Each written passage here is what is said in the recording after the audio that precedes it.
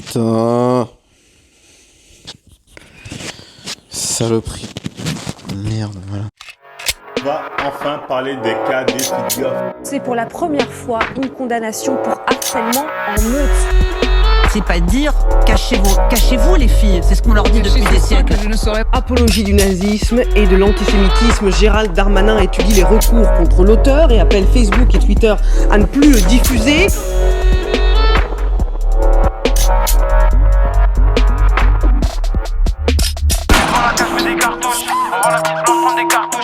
Alors je sais pas non plus ce que c'est que de s'habiller d'une façon républicaine, mais en tout cas, avant d'être ou de ne pas être républicaine, la façon dont on s'habille influence nos dispositions comportementales. Et c'est pour ça que le training, par exemple, va difficilement être un rempart à l'oisiveté. Donc on a des raisons, des bonnes raisons qui n'ont rien d'idéologique, d'adopter certaines tenues plutôt que d'autres. Et pour ce qui est des tenues jugées indécentes, là aussi, avant d'en faire une question de mœurs ou de bonnes mœurs, on peut considérer qu'elles émanent souvent d'un désir de plaire, qui est évidemment tout à fait normal, mais qui détermine en amont un rapport à l'école qui empiète sur la curiosité, puisque c'est un désir centré sur soi et non pas sur le monde extérieur, l'inconnu, etc. Ce qui vaut évidemment aussi pour les garçons. Le godeluro qui arrive en classe avec des préoccupations de boîte de nuit, c'est la même chose. C'est-à-dire que dans un cas comme dans l'autre, ils sont objets de leur attention, et nos ressources attentionnelles étant limitées, eh bien, celles qui sont épuisées par des inquiétudes d'ordre esthétique sont celles qui pourraient manquer pour des questions plus robustes. Mais ce qui est plus intéressant, c'est de réfléchir à l'incidence de l'habillement des élèves sur la valeur symbolique de l'école.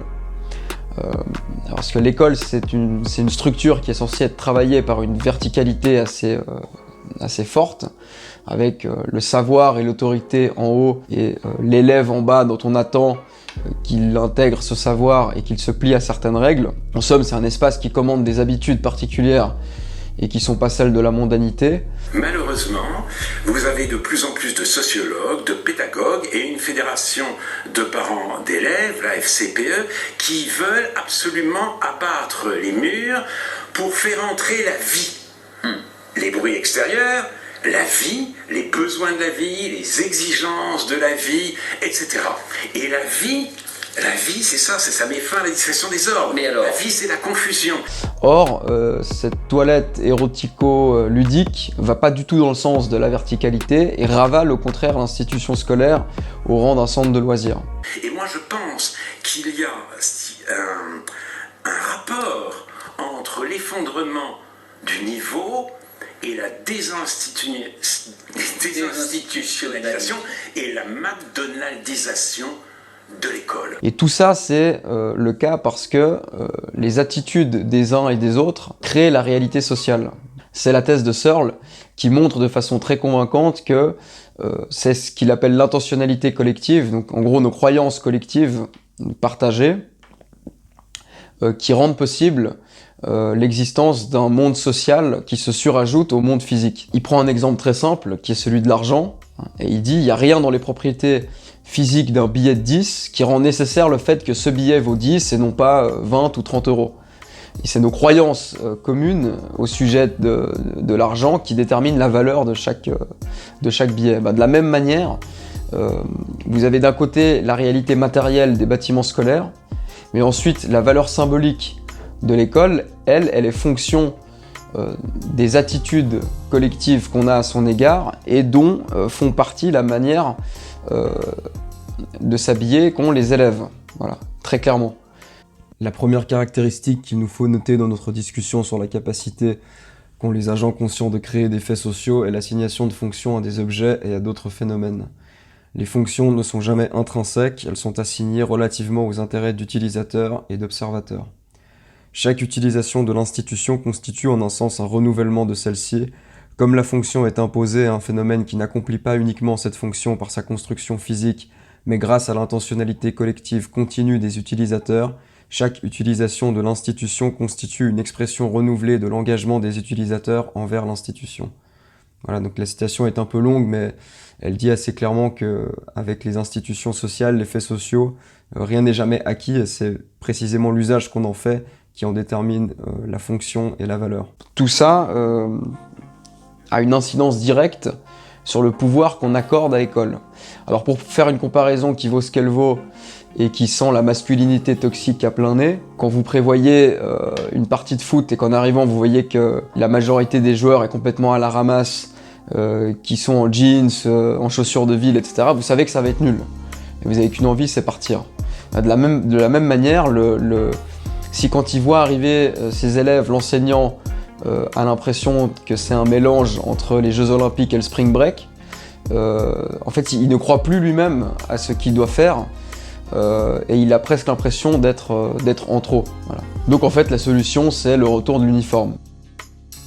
Mais ça risque pas d'arriver de sitôt. Et puis un dernier mot sur l'enseignant, justement, parce qu'on en a moins parlé, mais la question de la tenue devrait les concerner. Ils contribuent tout autant à la dévaluation de leur fonction. Voilà. Et évidemment, difficile d'inspirer le respect, et je parle même pas de l'admiration, quand vous donnez l'impression de vous haïr vous-même. Bon.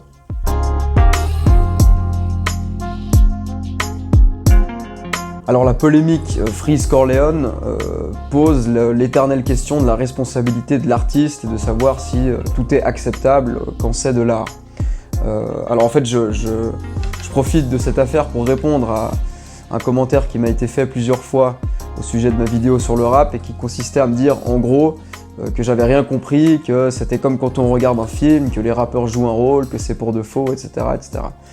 Alors je suis vraiment pas convaincu que ce soit aussi simple et aussi clair. Déjà parce que d'une manière générale, s'agissant de la musique, le statut pragmatique de la musique, et surtout de la musique à texte, est toujours très ambigu. Dans le cas du roman par exemple, hein, c'est toujours écrit sur la couverture, roman, donc vous savez que vous avez affaire à une fiction, et il n'y a rien d'équivalent en fait pour la musique. Voilà. Tout au plus, l'artiste a un nom de scène, mais il n'y a rien qui nous dit clairement que c'est fictif, ou qui nous explique qu'est-ce qui est fictif et qu'est-ce qui ne l'est pas. C'est d'ailleurs pour des raisons analogues, enfin similaires, que Platon voulait dégager tous les poètes de la cité, parce qu'il disait on ne sait pas qui ils sont. Mais dans le cadre du rap, dans le cas précis du rap, il y a quelque chose de récurrent, et c'est en fait la valorisation de l'authenticité et de la véracité de ce qui est dit. Le rappeur type n'arrête pas de dire que ce qu'il dit est vrai, qu'il a vraiment vécu ce dont il rappe, etc., etc. Nous, on ne fait pas de théâtre, non. C'est la street, c'est réel. C'est la street pour de vrai. La police tourne en bas du bloc. On a grandi dans la rue, gros, on sait ce que c'est. Donc plutôt que la fiction, c'est bien au contraire la véracité qui est constamment mise en valeur et valorisée. Mise en valeur et valorisée, ouais, c'est pas... Bref, qui est valorisée par les rappeurs qui s'inscrivent en faux de l'équation je est un autre, et qui au contraire ne cesse d'affirmer l'identité entre celui qui chante, enfin, qui rappe, et la personne réelle, entre ce qui est dit et ce qui a été vécu, etc. etc. Donc a priori, il n'y a rien qui nous invite à dissocier le propos de la pensée du rappeur, et au contraire, tout nous encourage à partir du principe qu'il pense ce qu'il dit, puisqu'il se veut, dans la plupart des cas, exemplairement authentique. Alors évidemment, il y a des images, il y a de l'humour, il y a de l'exagération, enfin tout ce qui complexifie la question de la responsabilité, je veux dire en général, pas seulement pour le cas de Freeze Corleone, mais en tout cas l'idée selon laquelle ce serait comme un film ou je sais pas quoi, ça marche pas du tout. Voilà, ça marche pas du tout. En plus, c'est pas les mêmes, enfin entre le film et le rap, c'est pas du tout les mêmes moyens de représentation, c'est pas les mêmes vecteurs d'immersion, c'est presque incomparable. Donc ça quoi qu'il en soit, ça ne marche pas. Enfin, pour conclure là-dessus, la manière dont le ministre de l'Intérieur s'est saisi de l'affaire, c'était peut-être pas stratégiquement ce qu'il y avait de plus malin, d'autant plus que ça a pu conforter certaines personnes dans certaines idées.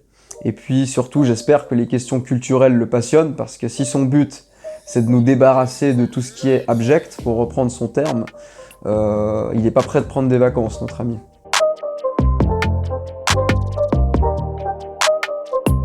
L'affaire, la grosse affaire Marvel Fitness. Alors cette affaire déjà, elle est symptomatique de l'infantilisation des adultes par toutes ces nouvelles sociabilités numériques. Si vous vous renseignez un peu sur cette affaire et sur les histoires qui la constituent, vous allez voir que, en tout cas pris individuellement, tous les faits sont absolument ridicules. Mais vraiment ridicules.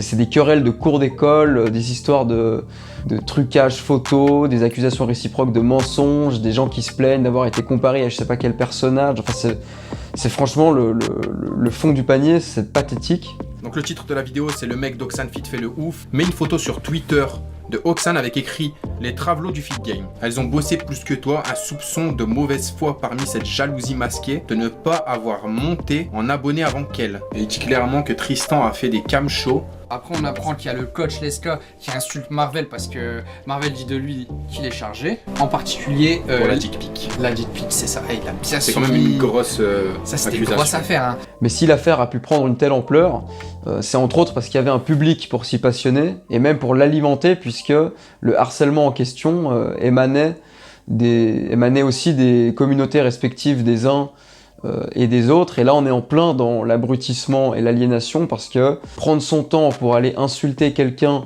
en l'honneur d'un autre qui n'a jamais eu vent de notre existence, c'est quand même assez dingue, et ça trahit probablement un grand vide. Donc vous avez d'un côté le plaisir narcissique des leaders qui jouissent de l'intérêt suscité par leur chicane, et de l'autre les suiveurs qui s'approprient des histoires stupides auxquelles ils n'ont aucun intérêt. Donc ça donne un ensemble assez malsain, et on peut avoir l'impression que le succès de ces guerres virtuelles vient de ce qu'elles sont une sorte d'hybride entre le jeu vidéo et la vraie vie. Ce qui pourrait d'ailleurs aussi expliquer le sentiment d'impunité qui peut gagner les acteurs qui ont affaire en fait constamment à des images, à des pseudos, et parfois même à des mises en scène, c'est-à-dire à tout ce qui donne un cachet d'irréalité à l'ensemble. Et en même temps, ils ont l'excitation de ce qui est vrai, de ce qui tire à conséquence. Donc ils n'ont pas l'impression de faire quoi que ce soit de mal, et c'est d'autant plus qu'ils agissent en groupe. Mais d'un autre côté, ce qui les motive, c'est de savoir qu'ils peuvent vraiment heurter quelqu'un pour le plaisir trouble de la cruauté dont a pas mal parlé Nietzsche dans la généalogie de la morale en particulier. Texte dans lequel Nietzsche fait remonter l'origine de la cruauté au rapport entre créanciers et débiteurs. Et il dit qu'à un moment donné, on a vu dans la torture une compensation possible pour le créancier au cas où le débiteur pouvait pas honorer sa dette. Voilà. Et bon, c'est assez intéressant, il explique ensuite que ça a donné lieu à tout un système d'équivalence, tu m'as pas rendu mes 50 balles, donc je te coupe un bras, etc. etc. Mais Nietzsche, ce qui est important pour le cas présent, c'est que Nietzsche écrit au sujet de la satisfaction procurée par l'exercice de la torture, il dit cette jouissance est d'autant plus vive que le créancier est d'un rang social plus bas et d'une condition plus humble, elle peut alors lui sembler un plat savoureux et même lui donner l'avant-goût d'un rang supérieur.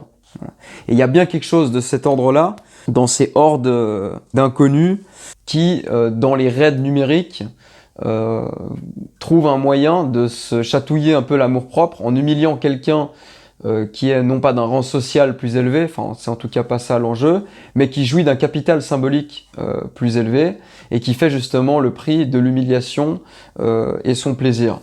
Alors je sais plus où je lisais, je crois que c'était sur Twitter, quelqu'un qui écrivait que Internet était devenu une sorte de fenêtre qui donnait sur l'inconscient des gens et sur ce que normalement ils gardent pour eux. En tout cas, c'est sûr qu'il y a une tendance de plus en plus marquée des gens à vouloir partager la moindre idée qui veut bien visiter leur esprit.